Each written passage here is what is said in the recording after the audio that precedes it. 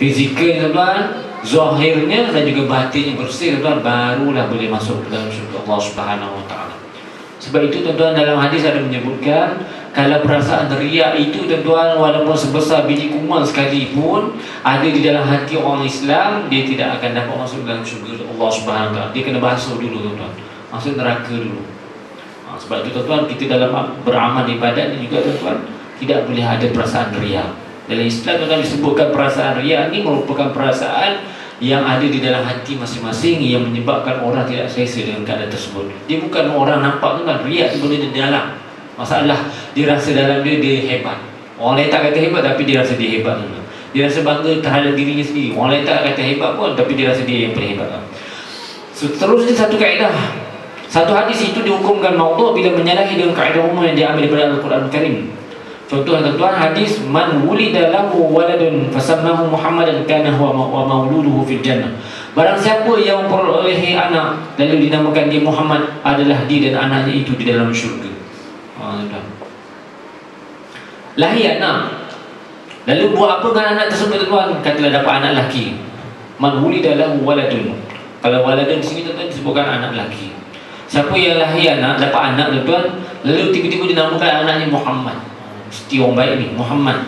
Kana wa mauluduhu fil jannah. Garanti masuk syurga. Sebab apa? Nama Muhammad. Bapa siapa nama? Ahmad. Muhammad bin Ahmad. Tuan-tuan. Oi, confirm lah masuk syurga ni. Tuan-tuan. Jadi hadis itu tuan-tuan, hadis palsu. Walaupun nampak cantik tuan-tuan. Dan satu lagi tuan-tuan, orang Arab ni perangai dia, biasa nama tuan-tuan dia berulang-ulang. Contohnya Hasan bin Husin tuan-tuan. Ataupun satu nama Muhammad bin Mahmud bin Ahmad. Sama-sama je nama pun dekat-dekat je tuan-tuan. Muhammad Mahmud Ahmad. Sama je maksudnya tuan-tuan, tapi dia berfungsi. Begitu juga Muhammad lagi balik cucu dah, yang cucu ni tuan-tuan nama lagi Muhammad. Orang Arab ni suka nama dia berfungsi-fungsi. Tapi berbeza pula orang Melayu. Namanya Izzati. Namanya macam-macam, Haikal, namanya Daniel Hakim, Batrisha, ataupun nama apa tuan-tuan. Anaknya kecil je tapi namanya panjang. Tuan-tuan, nama pelik-pelik. Berbeza dengan orang Arab, namanya dia berulang-ulang.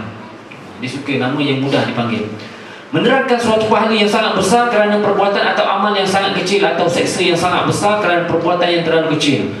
Hadis yang bersifat demikian yang selalunya diada-adakan oleh ahli riwayat untuk menggemarkan dan menakutkan kebanyakannya hadis maudhu' atau palsu. Di antaranya, man sallat duha kada rak'atan u'tiya thawabu sab'ina nabiyyan. Barang siapa yang sembahyang duha mengikut berapa rakaat yang dia nak buat, diberikan pahala yang bersama dengan 70 orang nabi. Tuan-tuan buat sembahyang rakaat, katalah buat 6 rakaat solat duha, sunat je tuan-tuan. Tuan-tuan buat itu pahalanya sama dengan 70 orang Nabi beribadat. Oh, hebat tuan-tuan. Sembahyang dua aja sama dengan 70 Nabi. Nabi ni tuan-tuan, orang yang dimuliakan oleh Allah Subhanahu wa taala. Sebenarnya tak sama tuan-tuan taraf kita dengan para Nabi. Man qala la ilaha illallah khalaqallahu ta'iran lahu sab'una alfa lisanin likulli lisanin sab'una alfa lughatin yastaghfiruna lahu. Barang siapa membaca la ilaha illallah, nescaya dijadikan Allah baginya seekor burung yang mempunyai 70,000 lidah. Seekor burung dengan 70,000 lidah. Banyaknya tuan-tuan. Kalau tengok tuan-tuan, kalau tuan-tuan biasa tengok Tuhan, orang yang tak beragama Islam pun, dia banyak kepala, banyak tangan tuan-tuan. Katalah 8 tangan. Macam laba-laba pula. Tetapi di sini tuan-tuan diceritakan mengenai seekor burung yang punya 70,000 lidah tuan-tuan. Berapa besar tuan lidahnya? Berapa besar mulutnya tuan-tuan? Bagi tiap-tiap lidah itu mempunyai 70,000 bahasa yang memohonkan ampun baginya. Burungnya tuan-tuan ada 70,000 lidah, 70,000 bahasa dipakai tuan-tuan. Banyak sangat tuan-tuan. Jadi ini satu perkara yang jelas maudhu'nya.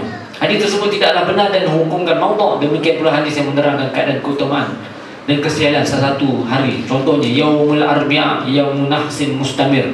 Hari Rabu merupakan hari yang sial yang berkekalan. Hari Rabu. Maknanya tuan-tuan, nak buat kuliah jangan buat hari Rabu, buat hari lain. Nak buat kenduri jangan buat hari Rabu, buat hari lain. Hari ini hari yang tak berfaedah. Sedangkan hari yang tersebut tuan-tuan dicipta oleh Allah Subhanahu Wa Taala, tuan-tuan ada faedahnya. Contoh tuan-tuan, Nabi lahir hari Isnin. Contoh orang kata. Tetapi kiamat berlaku hari Jumaat. Banyak faedahnya tuan-tuan. Banyak perkara-perkara yang manusia tak nampak, manusia tak boleh terfikirkan mengenainya, kerana semua itu tuan-tuan merupakan nikmat daripada Allah Subhanahu wa taala. Juga hadis yang menerangkan keadaan hari-hari dalam seminggu yang kononnya ada diriwayatkan daripada Ibnu Abbas.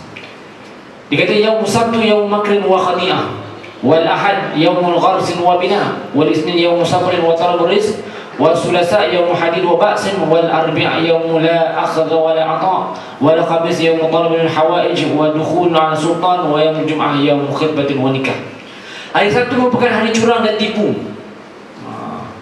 Kalau nak menipu hari Sabtu boleh buat. Nak tipu orang. Nak melakukan pendustaan hari Sabtu je. Nak tipu hari Sabtu saja boleh. Hari Ahad hari bercucuk tanam dan membina atau mendirikan rumah dan sebagainya. Mana hari Ahad ni tuan-tuan hari nak bertanam. Nak tanam padi ke hari Ahad lah.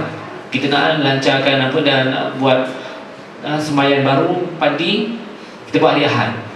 Hari Ahad. Kalau kat Kedah boleh kan.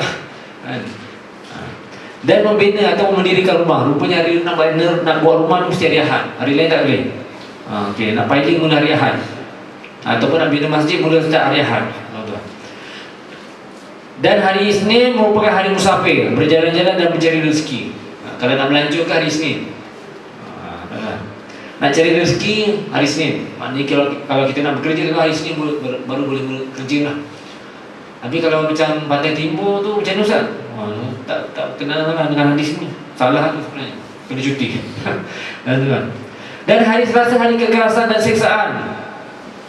Hari Selasa merupakan hari seksaan. Bahaya ni hari ni. Hari Rabu merupakan hari diam dan tidak ada pengambilan dan pemberian. Mana hari Rabu tuan-tuan tidak ada apa-apa faedah. Biar aja. Jangan buat apa-apa hari Rabu. Hari Khamis merupakan hari menuntut segala hajat. Hari Khamis ni mintalah apa-apa pun. Dan hari menghadap sultan. Dan hari Jumaat merupakan hari pinangan atau perkahwinan. Hari Jumaat je orang boleh kahwin. Hari lain tak boleh kahwin tuan-tuan. Kalau negara Arab tuan-tuan nak berkahwin, nak menikah tuan-tuan di malam Jumaat. Negara Arab saya pelik juga mula-mula. Malam Jumaat saja tuan-tuan akad nikah, buat majlis perkahwinan. Sebabnya hari Jumaat hari cuti.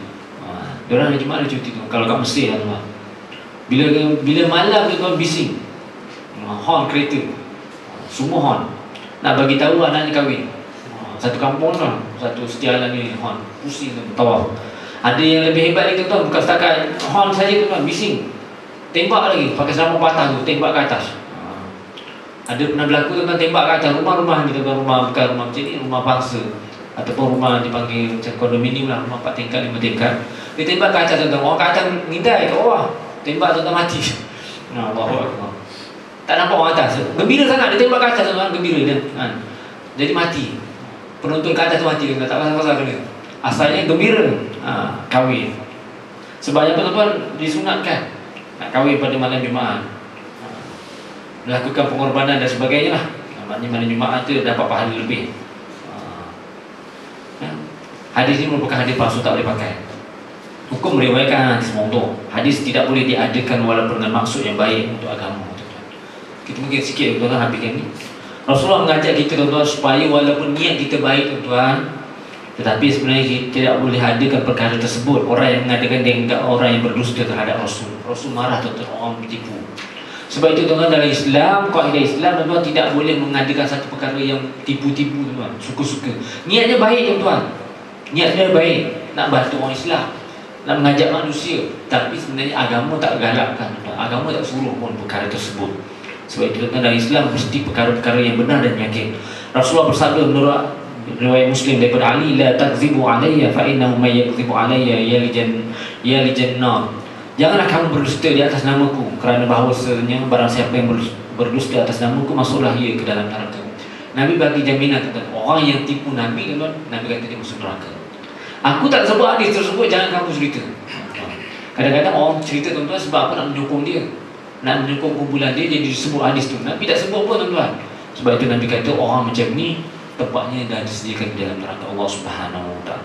Jelaslah bahawa mengadakan hadis adalah dusta terhadap Rasul, dan lebih besar kedustaan itu serta membawa kepada kufur kalau bersengaja mengadakan hukum menghalalkan perkara yang haram dan sebaliknya dengan menggunakan dan mengadakan hadis.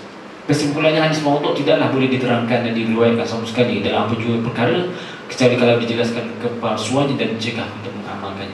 Tuan-tuan dan puan sekalian, mana hadis palsu ni tuan-tuan kita tolak. Ambillah hadis yang hukumnya sahih, hadis yang hukumnya hasan. Maknanya perkara-perkara yang diyakini oleh para ulama, yang diriwayatkan oleh ulama, ini merupakan hadis yang betul-betul diriwayatkan daripada Nabi sallallahu alaihi wasallam, kena ambil tuan. Yang itu kena ambil. Perkara-perkara yang berjelas bertentangan apa yang disebutkan dalam hadis Rasulullah dan tak boleh diterima oleh akal. Contohlah tuan-tuan, sebagai contoh, sembahyang pada malam pertama, malam 1 Ramadan tuan-tuan, akan diselamatkan daripada api neraka. Contohlah tuan-tuan, malam pertama dah sembahyang tuan-tuan, dah selamat api neraka. Malam kedua pula tuan-tuan, ditambahkan rezekinya lagi, tambah lagi tuan-tuan. Maksudnya baik tuan-tuan, nak mengajak supaya jemaah ni banyak sembahyang, ataupun nak mengajak manusia ni supaya sembahyang pada malam Ramadan tuan-tuan. Tetapi sebenarnya Allah SWT atau Rasulullah tak sebut pun tentang kelebihan-kelebihan tersebut.